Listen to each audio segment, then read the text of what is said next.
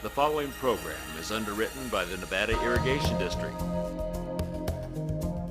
Since 1921, providing clean and healthy drinking and irrigation water to more than 24,000 homes, farms, schools, and businesses in Nevada and Placer counties.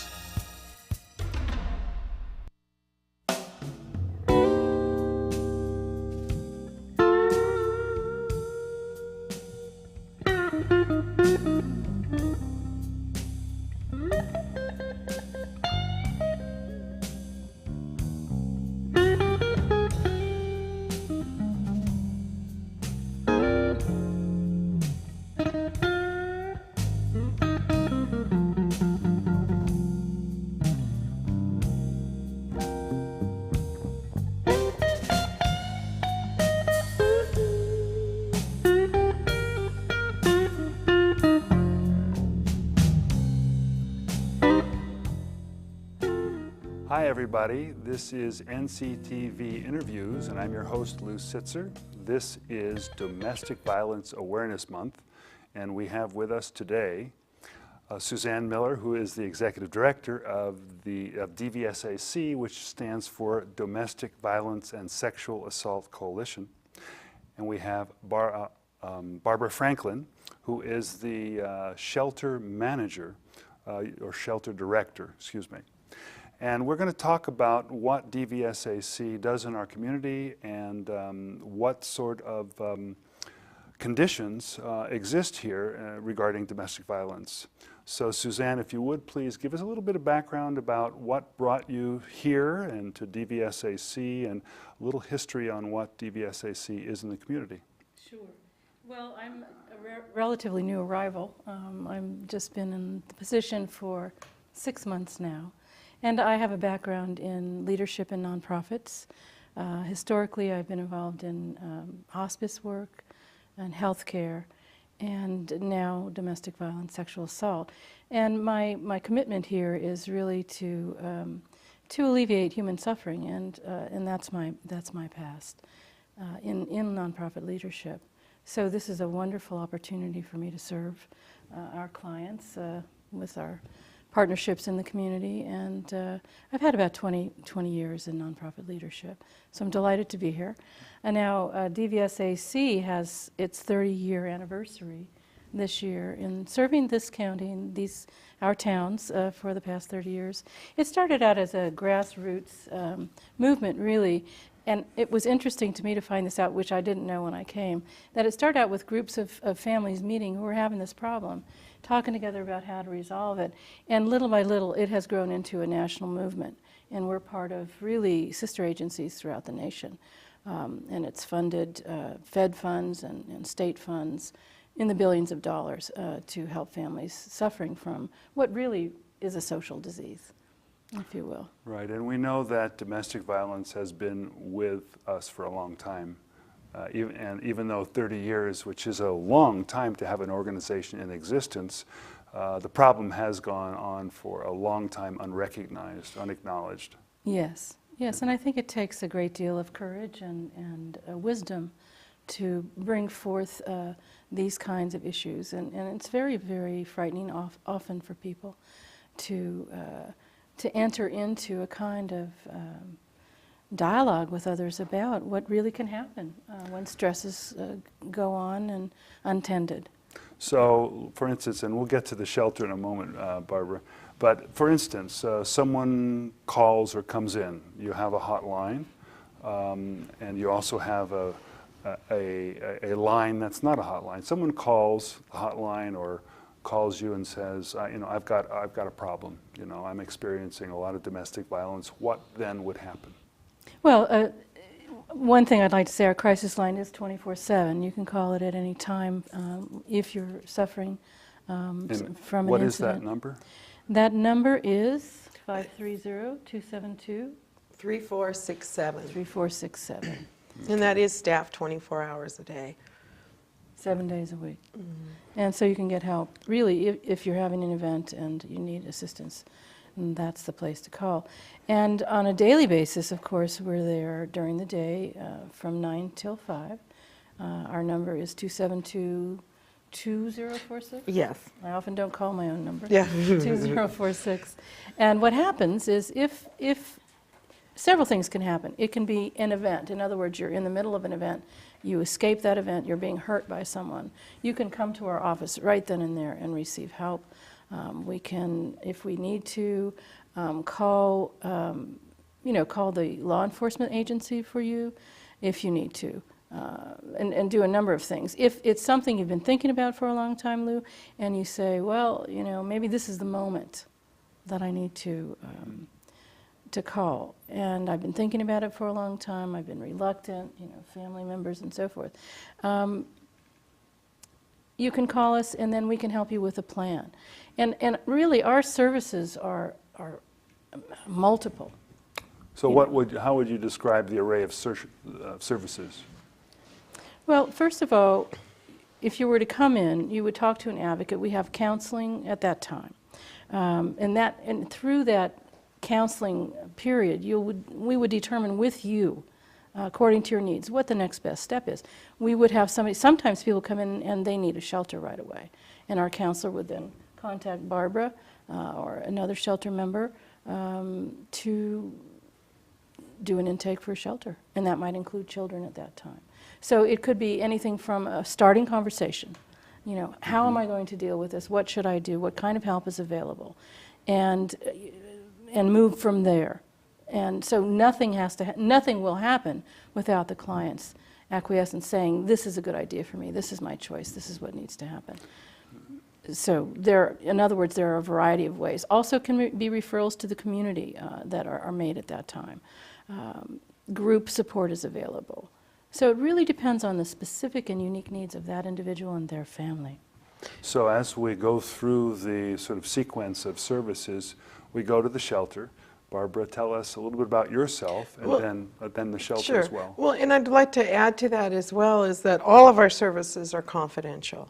All of our services are free. So as these women come into our office, I think what our biggest goal is to find out what the situation is and help these clients to be able to set their own goals and to determine what services are available to them that works for them. And we're there to offer all the alternatives, all the resources, everything that's in this community and what's available to them. And they may decide at that time that it's not time for them to go. And our door would always be open for these families to continue to come in and see us. And again, it's set at the client's pace. Sometimes people are so frightened just to walk in our door, not even knowing what to expect. And I want to assure the community that it's up to the individual what their needs are. We're there to guide them through the process and let them know what services are available throughout the community, not only our services, but the other services in the community. And I'm at the shelter. Mm-hmm. And I run the shelter. We have a beautiful home in this community that offers shelter to women and children that are escaping domestic violence. We can house up to 12 people at a time, and our census varies depending. Sometimes we might have one family with lots of children, or maybe a couple of women that don't have any children. But our capacity is at 12, which is really underserved for this community. We need more space for women and children that need to find safety. As I understand it, your shelter is full. Yes, our shelter has been full. This last year, we've offered safety to 110 women and children. And some of those, we could have housed more if we had the room. We do have a network within the United States and California that we work with all the other shelters. So if a family comes to us and needs safety and needs it immediately, we will network. If our shelter's full, we have numbers to there's 94 shelters in California alone. So we have access to all of those. So there's many times in this community that women and children need shelter and they need it now, but we just don't have the space for them. So we would make sure that we would find a safe place for them to go. And I would assume, maybe rightly or wrongly, tell me, as we're entering the holiday period and with the economy as low as it is, it tends to be a very stressful period of time where families feel the pinch, and men in particular may get overwhelmed with pressure. So how does that work in terms of, do you see that same thing happening during this time of year? Well, I think there are a couple things. First of all, this is an unusual time in our nation and in our country. I mean, in our country, in our towns, and our counties. It's an unusual time for families. And so what we're seeing now, right now, is an exponential increase in domestic violence in our communities here. Grass Valley Police Department has reported an increase of 14% of domestic violence in the last 6 months. We're seeing an increase of women coming through our doors on a monthly basis. Last month we had 82 women come through our doors for domestic violence. We had 28 sexual assault incidences. Some were new, some were follow-up. We had about 15 new. We had over about 170 crisis calls last month. And this is an increase. What we're seeing is an increase. And it is the economic pressure on families that we're seeing. I mean, we're talking about people are worried about gasoline and food and all of the basics. So that can cause stressors that do increase it. And of course, if you're going into a holiday period, tempers can flare when you can't do what you would like to do. Also, people are losing their homes, and we're seeing families facing this. Right. And we've seen people coming in with this as their issue, and that has resulted also in domestic violence. So families are reaching boiling points here in many ways. So we're seeing that. Well, I know that later we'll talk a little bit about maybe ways to become aware of boiling points, yes, and absolutely. possible interventions so that they don't Yes. reach that point. But I know you brought some photos with you. Yes, So we did. why don't we start looking at that, and you can begin to fill in the areas in which the Domestic Violence and Sexual Assault Coalition work in. Excellent. So let's go on to our first photograph.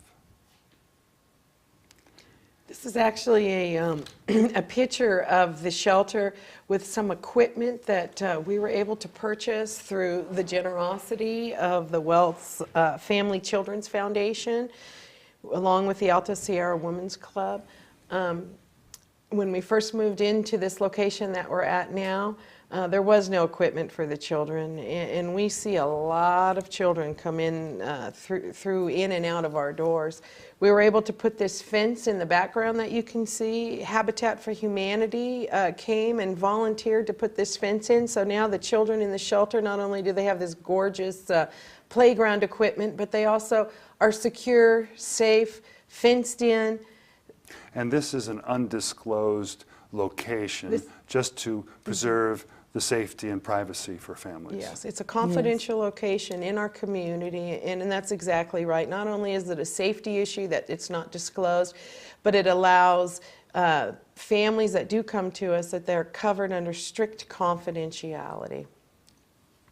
So we can take a peek at the next one.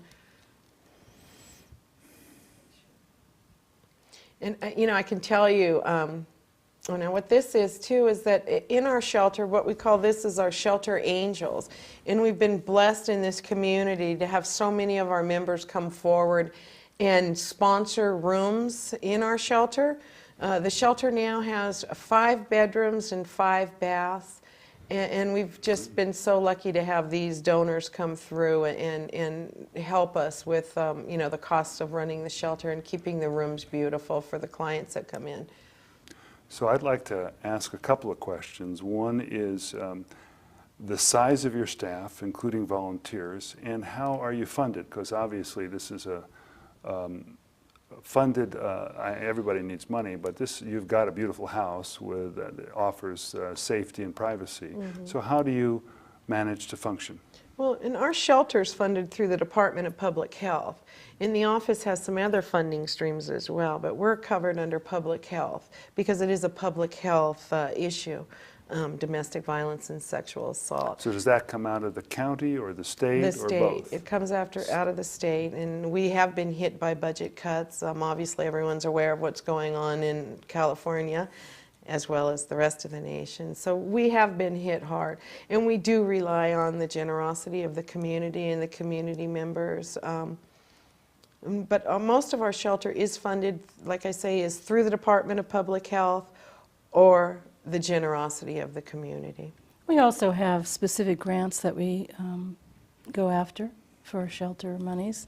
We have several funding streams. We have state and federal funds, grants coming that way.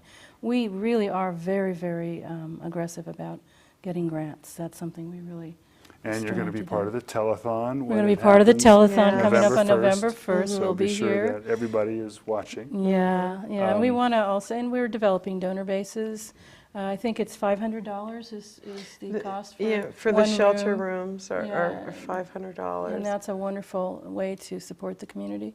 We have also, we'd love to have a permanent shelter. We'd love to have someone. So this is not permanent? We're renting this, so this is a big overhead for us. And with the cutbacks, this is a deep concern for us in the future, obviously. So when you say a shelter room is $500, what does that mean?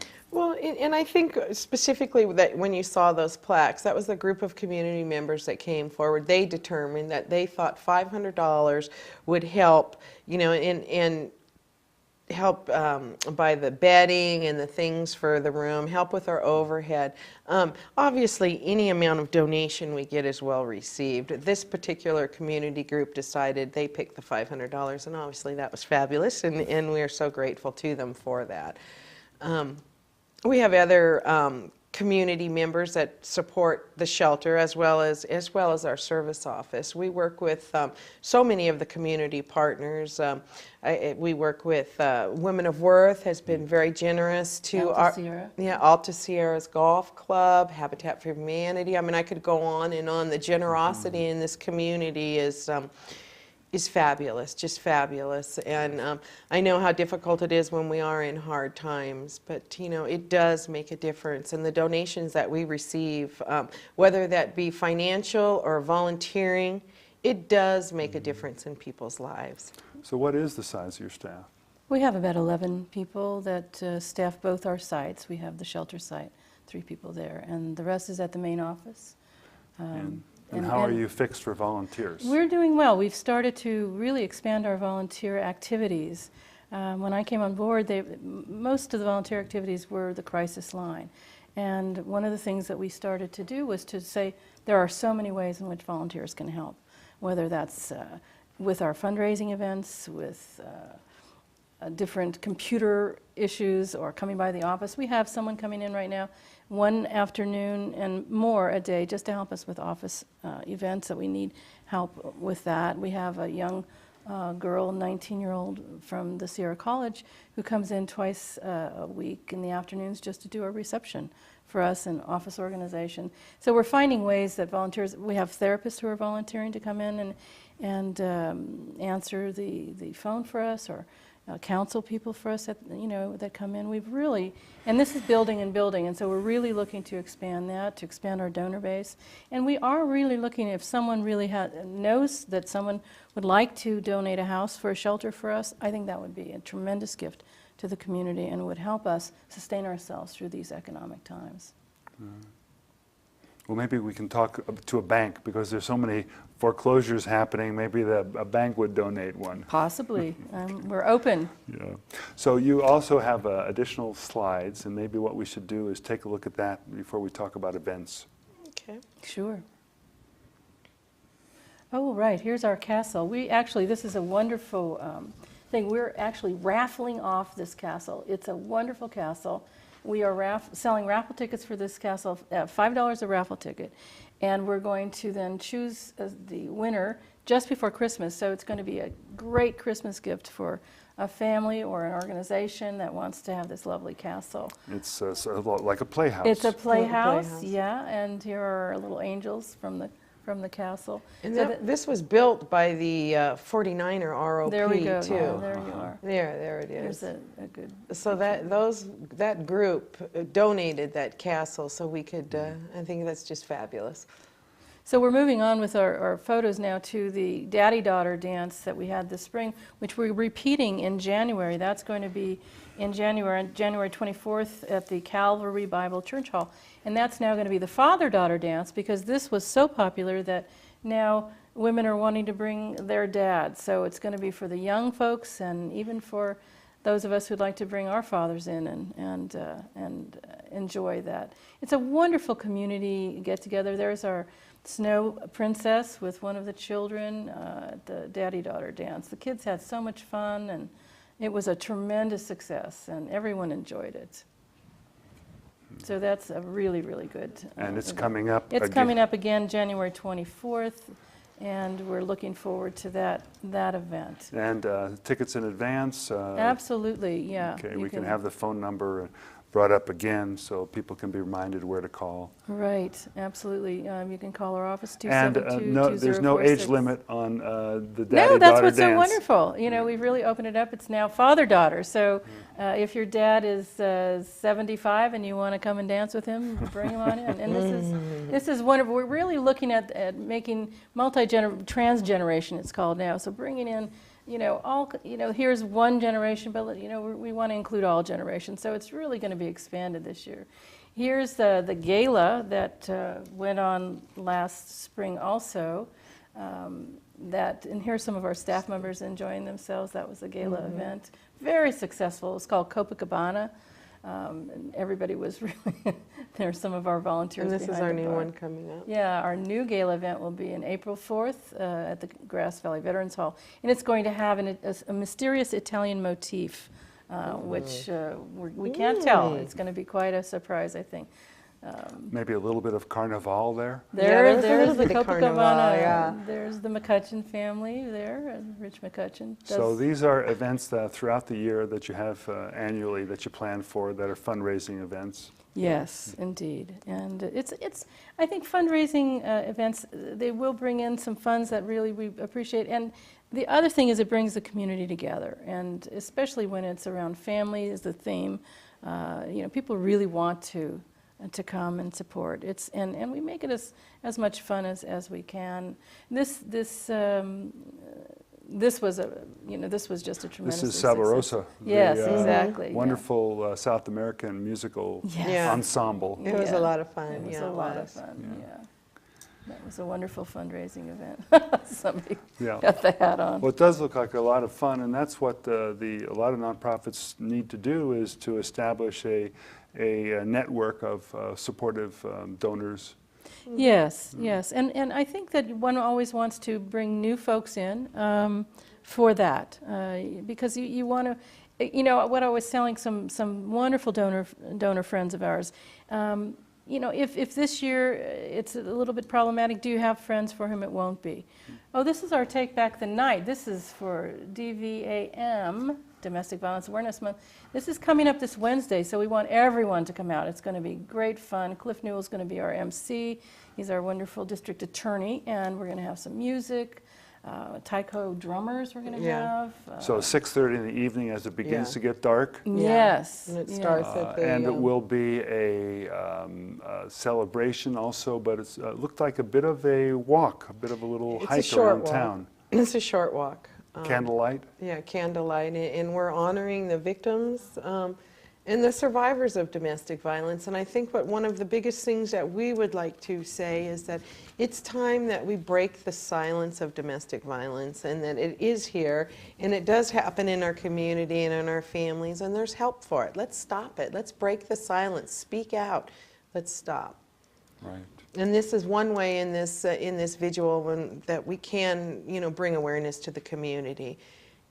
You know, and we'd love to have every member of the community, small and large and young and old, to come in and to make a stand that we don't want this in our community, that we want a safe community for everyone. Domestic violence and sexual assault affects our whole community. Whether it's touched your life, it still will affect you in some way or the other. Right. So earlier, Suzanne, you mentioned there might be some signs of brewing domestic violence, or some interventions, ways to recognize and perhaps diminish the sexual violence at home. Could you talk about that? Yeah, I think one of the things that we really want to be aware of is that this is not something that can't be resolved, solved, cured. This is not something that has to be repeated generation after generation. One of the things that is so important for anyone to remember is that violence is going to push away everything that that person wants. If you want love, if you want intimacy, if you want happiness, and frankly, who doesn't? Then if you don't want it, violence is a way not to get it. If you know, so really, you're not controlling anything by being violent. All you're doing is ruining your chances for healthy, happy, successful relationships. You're breaking a family up. So what happens if you know that you lash out? Before you get to that point, when you see the warning signs, maybe you're drinking more than you know, just a social drink now and then. Maybe you're turning to drugs. That's a big sign. You know, maybe you're losing your temper more than you used to. Those are signs. Before it escalates, catch it. There's help. There's a lot of help. You can call behavioral health hotline. You can call, you know, you can ask your family to go into counseling. You can pick up the phone, call us if you feel you know, this is happening in your family. But also, do things before it gets to that point. Understand that being aware of your state of being will prohibit you from losing control. You know, I mean, people, if you know stressors are happening, there are ways to avoid that. You can, you know, people who belong to churches, you can go talk to your ministers, your priests, your congregation, talk to a friend, a trusted friend. Don't isolate yourself. Well, I want to thank you both for bringing this to our attention during what is Domestic Violence Awareness Month, so that there are many, many ways. I want to be sure to have the phone number and website listed so that people can call and get advice and counseling. I also want to thank our volunteer crew of Gail Woodman and Jasmine and Mike Leach and Michael Lamarca, Marilyn Blom, and Bill Carquest, our engineer. This is our community, and we can actually solve at a community level what is often difficult to solve on a state or national level. So please continue to support DVSAC and NCTV, your local TV public access station. Thanks a lot. Thank you so much. Thanks very much for allowing us in. Thanks.